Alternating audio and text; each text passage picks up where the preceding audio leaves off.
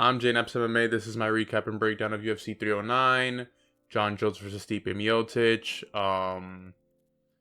There was a couple finishes on this card, but overall, this card was going to be whack regardless. A lot of momentum in this card. You know, the prelims are pretty decent. I was trashing the prelims a lot, but the main card just didn't sell. Lot to talk about. Bo Nix, you have no aura now. Jon Jones in the post-fight interview still ducking Tom Aspinall, saying that he needs a lot more money to fight him. Mauricio, Ruffy just didn't look. He probably lost a little bit of aura. Like, he looks beatable. Oliveira just did Oliveira stuff. But let's get on with the first fight of the night. We have Veronica Hardy versus Eduardo Moura. And I picked Veronica Hardy to win this fight. And, you know, this wasn't a fight that you kind of want to start off a card with. But, you know, it wasn't as exciting. But Moura won with her physicality and tagging Hardy on the feet. And took her down 3 out of 4 times. Hardy was just struggling with the strength and just the wrestling of Moura. And Veronica Hardy just looked too weak out there. Moura gets the win. I did horrible in picks in this card, so don't trash me like that. On to the next fight, though. We have Bassil Hafez versus Oban Elliott. I picked Bassil Hafez. Oban Elliott, he just gets better with each fight. And he did really good getting away from Bassil Hafez's right hand, controlling him on the feet. And I thought he won like every single round. And even in the 3rd round, he tags Hafez with an overhand right, knocks him down. And I really do think the UFC has to start testing these guys they pick up in the regional scene for like short notice fights or anything. Because, dude, it's a night and day difference what Bassil Hafez looked like against JDM compared to what he looked like last night, dude. And still a great win by Oban Elliott, the Walsh gangster, dude. He gets better with every fight. His striking looks really good out there now. I was kind of trashing him because he beat Preston Parsons, but he's doing pretty good. He's 3-0 in the UFC right now. Good win by Oban Elliott. On to the next fight. Gall versus Ramiz Brahimaj or Ramiz, don't care. I picked Gall to win, and in the first round, Ramiz did a really good job controlling the distance on the feet, and he threw a nice little combo while they were kind of like throwing a little barn burner, and he catches Gall with an overhand right and drops him and gets the ground and pound finish. Great win by Brahimaj. I think Gall's time in the UFC is pretty much over. Just too many losses, man.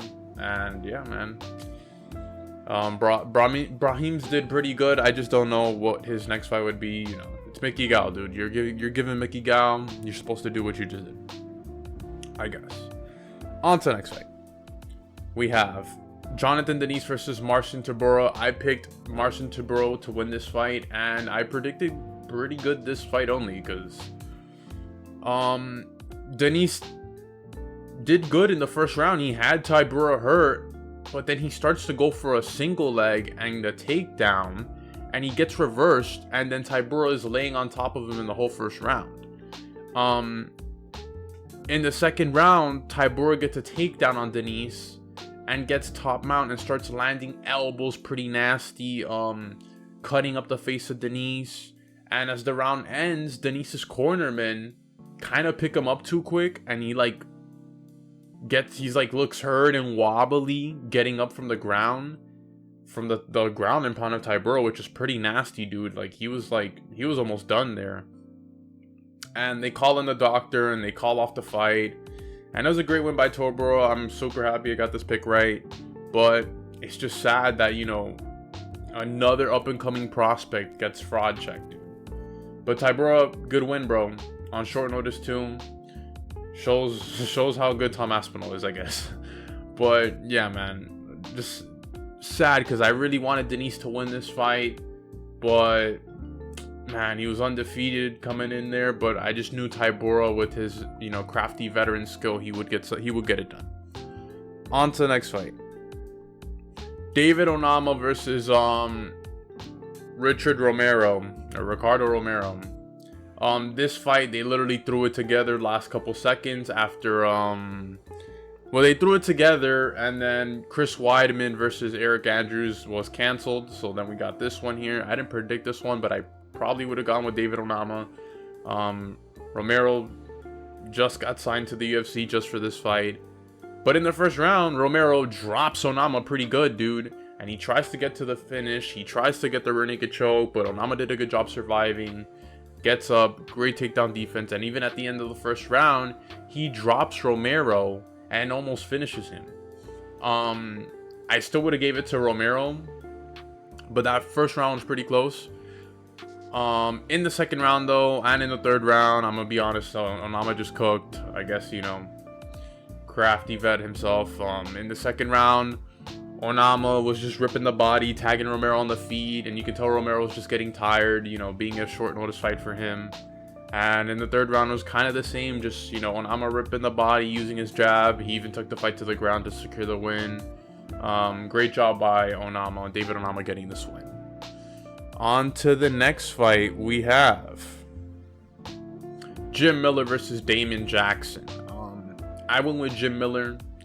Jim Miller in the first round did what he needed to do, but you can just tell Damon Jackson was not there, dude. Damon Jackson was just... he looked like his little weak self, and as Damon Jackson went for a takedown, he gets caught in a guillotine, taps. Great one by Jim Miller. He doesn't retire. He's a dog like that. He's gonna still keep fighting, dude. But yeah, on to the next fight. Great one by Jim Miller. This one, I'm gonna cope a lot. I'm gonna try not to cope, but I'm gonna cope because you guys know I'm a Jhonata Martinez glazer, and yeah. Jhonata Martinez versus Marcus McGhee. I picked Martinez to win this fight, and I don't know what Aldo did to my boy. He just didn't look the same. Did not look the same. In the first round, Martinez started slow, and McGhee was just tagging him, throwing good leg kicks, throwing jabs, and I was literally like screaming at my phone because I was watching it on my phone, and I was like, Martinez, wake up. What are you doing right now? You probably just lost a fight, because now judges look for what happened in the first round in some of these 3-round fights. In the second round, Martinez started to cook up a bit, but Marcus McGhee, he was still kind of leg kicking him. He was throwing nice combos in the end of the round. And then this right here, third round, I thought Martinez took over. He won this fight, but dude, he had this man hurt with the leg kicks. He was literally wobbling everywhere. And the dude just clinches up and didn't take advantage of it. And I'm just screaming at my phone like, yo, get off the cage and kick his leg. Use your leg like if it was a baseball bat and destroy McGhee, bro. You have 2 leg kick KOs in the UFC, man. And he just... I'm sorry, I'm coping right now. Let me get myself together. Obviously, I knew Martinez was going to lose. I thought McGhee won the first 2 rounds. And I knew they would give it to McGhee. It's just sad how some of these fighters, bro, their IQ is just somewhere else in this other world when they're fighting these guys. Like, usually Martinez is a really fast starter, and he's throwing like 10 leg kicks in the first seconds of the fight. This did not look like the Martinez of old. And now he's pretty much out of the rankings, dude. Pretty sad. But great win by Marcus McGhee. Yes, I'm coping. I'm sad. Leave me alone. On to the main card. We have Mauricio Ruffy versus James Llontop. And I picked Ruffy. And in the first round, Ruffy did look good. But dude, Llontop was just looking... He started off really fast. And he was looking for the fight. He was tagging Ruffy. And he was making it really competitive. But Ruffy's kind of crazy. We all know this. Good counter striker. Landed that straight right on freaking Llontop, dude. And that was like the pretty much that what run him the round. Ruffy would just hit this man Llontop with all power punches, and dude would eat them. But eventually, it would come, you know, he drops Llontop in the second round with a nasty no-look left hook, whatever that was. That was crazy. It will come to haunt him one day, though. That whatever he just threw, that no-look, whatever, that will haunt him one day. He will regret that. But doesn't get the finish. And then he starts to look really slow. And he just like starts to slow down because, you know, in his fighting, like the way he fights is like more, I counter punch with my power strikes, and he's not really like there tagging you. He's just there really trying to get you out of there. And Llontop wins round 3. I don't care what anybody says. Llontop, he's a dog. His stock went up in this fight. His toughness is crazy. He took this fight on short notice, and he got some aura out of it. He won that 3rd round. He just was, you know, he outstruck Mauricio Ruffy. I hope Llontop gets another fight in the UFC. He took this one on short notice, but let's be honest, he might get cut. Here's my thing about Mauricio Ruffy. He showed that he is not in the level of like, damn, this guy's gonna get me out of the 1st round. Like, no, like I feel like anybody that is like more decent than Llontop, or like even like 10 times better than Llontop, can definitely beat Mauricio Ruffy, dude. Mauricio Ruffy just showed he has some like holes in his game. Anytime, like his striking defense, dude, a lot of head movement without no hands, dude. Like you can get caught in one of those and you're just flatlined. He has a lot to improve, but he did show that, you know, his striking is good. It's there, but I just feel like there's guys out there in the UFC that they can put him with that I think they can beat him.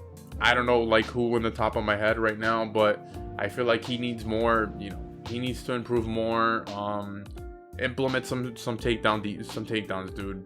Do something, because you can't be showboating on the feet like that, and with every single opponent you're gonna get caught, you're gonna get knocked out.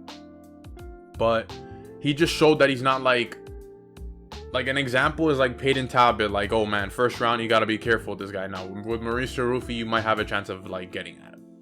But great win by Mauricio Ruffy. On to the next fight. We have Viviane Araujo versus Karine Silva. Jesus. I went with the up and comer Karine Silva, and I kind of made a mistake. Even though it was a really close fight, she could have had a chance at winning, but Araujo did a little bit more. She got more takedowns, and in the 1st round, Silva did crack on Araujo, even though Araujo was doing good on the feet. But dude, it was just like there was a lot of mistakes made in this fight from Araujo, and she still got the win. But you can give Araujo the 2nd round. It was pretty close. Both ladies were hitting each other with like whatever on the feet. But Araujo had the better shots. She had the better shots, more accurate shots. Both ladies had submission attempts. Araujo had the arm bar that I thought Silva was gonna tap, but Silva did have the Darce choke. But Araujo got out of that Darce choke and was landing some ground and pound, which got her the 2nd round. So it was 1-1 for me going into the 3rd round, and Silva could have won. She really could have won if she didn't lay on her back, not doing anything, getting kicked by Araujo. And it's not a good look in the judge's eyes when you're laying on your back waiting for somebody to come into your guard. Like, get up and do something. Araujo really just could have stolen that round if she would have just laid on top of her and just kept doing what she was doing, like the end of the 2nd round with the ground and pound. But yeah, man, like it's just Araujo gets the win. I don't like these women fights in the main card. It kills the momentum in the main card. Like, you had the Mauricio Ruffy, and then you had the McGhee Martinez, and I don't know, dude. Like, you had all these good fights until you get to this women's fight, and it's just like, all right, whatever. Like, it was a competitive fight, but I just feel like these women's fights are a momentum killer in the card. But what can you say? Great win by Araujo, crafty vet. She gets it done, even though I thought she probably could have lost this fight. But whatever. There's more important things to talk about. This card was not like elite. On to the next fight. This one we got a lot to talk about. Bo Nickal versus Paul Craig. I picked Bo Nickal, dude. And the hype is dead. The hype is dead. Yes, he still won. Yes, he's still undefeated. Yes, he still has a 0. But you gotta submit or KO Paul Craig if you're gonna talk about I'm gonna beat Kazmat Chimaev, I'm gonna beat Robert Whittaker. Like, all Paul Craig has in the stand-up is a body kick when he's not on the ground doing something. And I'm gonna be honest, it's not like Paul Craig did anything either. Like, he could have taken down Bo Nickal, but I just felt like both guys were just like, oh, let's just stand up. Like, I kind of said it in my prediction video, when you have two grapplers fighting each other, it's gonna be a stand-up battle. And neither one of them shot for a takedown. And let's be honest right now, Bo Nickal's hype is based on him getting finishes. And when you're not getting finishes, when you're not active, when you're saying you're going to be champ, that hype will go down. It will derail. And that's basically what happened when you heard the crowd chanting overrated, dude. Like, and it's kind of just like, yeah, he had his moments there, dude, but you just, I don't know, bro. He has to, like, do more. He has to do more. And, dude, let me be honest right now. Let's be honest. The upper echelon of the middleweight division, they will demolish Bo Nickal. They will demolish Bo Nickal. And you can't be going in your post-fight interview. You can't be showing off, saying that this was your best performance. Dude, your best performance was literally striking with Paul Craig and you couldn't even finish him. Look what Braulio did to this guy, dude.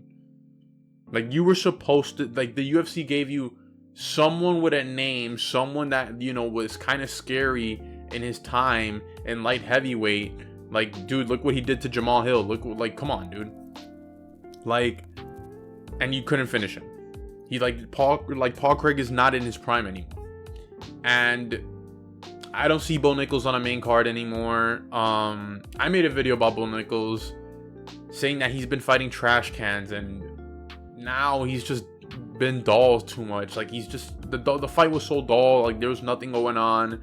And I just think the hype is over for Bo Nickal. Like, if anything, he'll get like he won't be on a pay-per-view, but he'll be on a, I mean, not a pay-per-view main event, but he'll be on, I mean, main card. He'll be on, you know, he'll just be in the prelims, dude. Like, I can't see this guy being on a main card. Like, I think Joe Pyfer can knock this guy out. I think Chris Curtis can beat Bo Nickal, dude. Like, Bo Nickal did not show anything that's, like, crazy. I know he's an up-and-comer, too. He's 6 fights in the UFC. But you gotta back up that trash talk that you're doing, bro. And he didn't look crazy good out there, dude. And yeah, bro. He still got the win. I don't know what's next for Bo Nickal. Let's be honest right now, but he could get smoked if the UFC gives him anybody ranked. On to the co-main. We have Charles Oliveira versus Michael Chandler 2. In the first round, well, let's be honest right now. Charles Oliveira, great fight right there, dude. He amazing. He did what he needed to do against Michael Chandler, and it was control him on the ground, and that's what Oliveira does best, man. In the first round, he controlled Chandler. He would just get on his back. Chandler, cheeky ass headshots, whatever. We'll talk about that because in the later round, 5th round, we'll talk about the 5th round. Basically, for all 4 rounds, Michael Chandler would take down Oliveira. In the 2nd round, he would land a shot. Chandler would be like off balance, and on Charlie Olives would land a knee. He would land a front kick to the body, some low kicks. You know, he was doing good. He was kind of crispy on the feet a little bit, but he knew that he would have to take him down to win the round. And, you know, he was just trying to watch for the power and the craziness of Chandler, because, you know, that's the only way Chandler can win this fight, is if he makes it crazy. He makes it into a dogfight. And Oliveira would just, in the 2nd round, top mount, land some elbows, no 12-6s, but whatever. Round 3, he will land an uppercut. Chandler, like, kind of like wasn't so hurt, you know, but, you know, kind of remembrance of the first fight where, you know, he then runs around, Oliveira gets him, and, you know, Chandler just starts running around like a little girl, getting away from that punch. Not trying to get knocked out by Oliveira. Oliveira was super patient in this fight. He would get Chandler right back down. Nothing else would happen. Same thing in the 4th round. A little bit momentum on the feet for Oliveira, but then takes Chandler right back down. 5th round. It looks like Charlie Oliveira was gonna cruise through to get a decision. Chandler cracks Oliveira right on the eye, hurts him. Then Chandler overswings, gets off balance, and Oliveira tries to get Chandler's back, goes down. Chandler somehow gets on top and starts landing back of the head shots like no tomorrow. Like, bro, I don't care if this guy gets paralyzed. I need a win. 10 in a row, dude. And Keith Peterson is looking at this guy and he's not doing anything at all. And I'm sick and tired of when it's a big name or what somebody that the UFC wants to win, that they don't give him the penalty. Like, come on, give him the penalty. Like, it's 10 back of the head shots that were so clear, dude. Even DC was saying it. Like, yo, they're back of the head shots. What are you doing? But whatever. Charlie Olive survives, winning all 4 rounds. Doesn't call out McGregor though. You know, he's just celebrating in the ring, dude. But Charlie Olive does best. So that's why we love him. All the fan bases love. All my homies love Charlie Olive, dude. We all love this guy. They did. Oh, this is what pissed me off, dude. They give Chandler time on the mic, and he calls out McGregor for the 3rd time, dude. Like, that's it, bro. Like, stop it. You're not, like, the hype is, like, Chandler's hype is over, dude. You're 2-4 in the UFC. I don't want to see you fight another guy that has a name, dude. Like, I know you're looking for the money fights, but that's it, dude. You're done. Like, 2-4, you're done. Go fight an up-and-comer right now. Go make your name again. You're pretty old already, though. But I don't need Chandler fighting another star anymore. He's done. Great win by Charlie Olives. He looked really good in this fight. He was patient. You know, it's not somebody that's, like, high level as hell, but, you know, Chandler's a doggy. Chandler's a doggy. He's strong, and he does what, you know, if the fight is crazy, he can get it done. He can get it done. On to the main event. Jon Jones versus old man Stipe Miocic. Poor Stipe. In the first round, Jon Jones got clipped a little, but both guys were throwing leg kicks. Of course, Jon Jones' kicks are a little bit more accurate and a little bit more better. And he gets the takedown. Gets some ground and pound, but Stipe survives. Every time I think about, yo, this whole fight, like, the more Stipe, like, just kept surviving, I just kept thinking, yo, Gall, they must have paid Gall under the table, bro. He took a dive. Cause, dude, you gave, it was too easy, bro. It was too easy. Like, bro, too easy. But whatever. Second round. Commentary is just glazing Jones so much. Like, yes, he won the second round, but Stipe did something, dude. Like, I know he was super old and slow coming into this fight. Yes, I thought the leg kicks of Jon Jones were a little bit more effective, but I thought Stipe did good, bro, for being out for like 3.5, almost 4 years. Hitting Jones, like tagging him a little bit, grazing Jones in the head with some of the shots. Obviously, Jones won that second round. But in that third round, we all saw what happened. You know, Jones on the feet, hits the spinning back kick, dude. Super nasty, bro. Super nasty spinning back kick. Crumbles Stipe, and yeah, Jones wins. But it kind of sucks because, dude, like, dude is still ducking. He's still ducking Tom Aspinall, dude. Like, and the fact that Tom Aspinall, because let's be honest right now, Tom Aspinall will kill both of these guys, bro. We just saw 2 men fighting in a retirement home right now. They looked so slow, like, compared to Tom Aspinall, the way Tom Aspinall moves, the way, like, him against Curtis Blades, both guys were moving at different speeds compared to these old men fighting over like a freaking apple in the cafeteria or something. Bro, Aspinall will smoke Jones, and Rogan glazing Jones to a whole another level. Rogan would ask him, "So what's next, John? What's next, man?" And Oh my god, bro. It pisses me off because Jones, he just ducks Aspinall, says he'll fight Alex Pereira. And the only way I see Jon Jones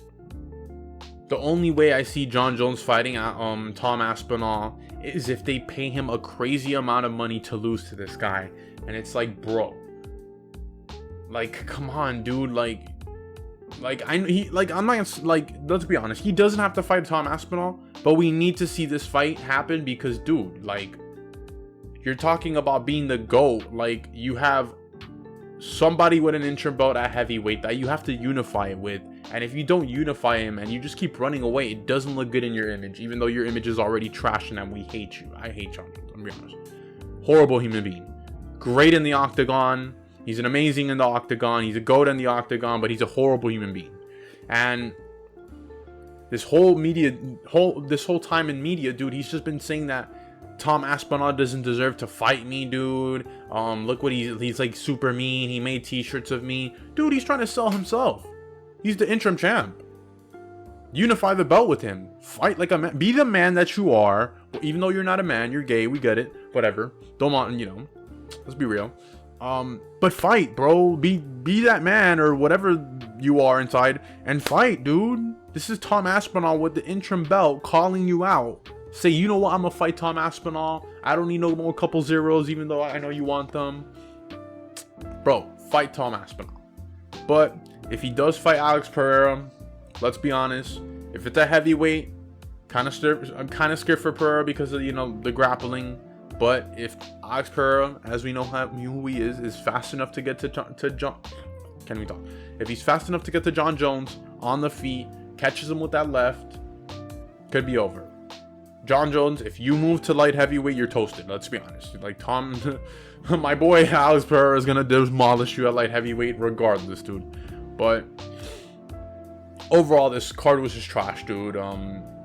You know, some of these wins were expected. We got a couple finishes, but the more Jon Jones keeps ducking Tom Aspinall, the more we're just like, come on, man. Like, I really just want to see this guy fight Tom Aspinall. Bo Nickal, you lost all your hype. And Michael Chandler, I don't know what's next for you. But that's all I got. I'm J-Neps MMA. Like and subscribe. Go watch my flyweights video, please. I put in a lot of work for that. But yeah, more videos coming for y'all. I'm J-Neps MMA.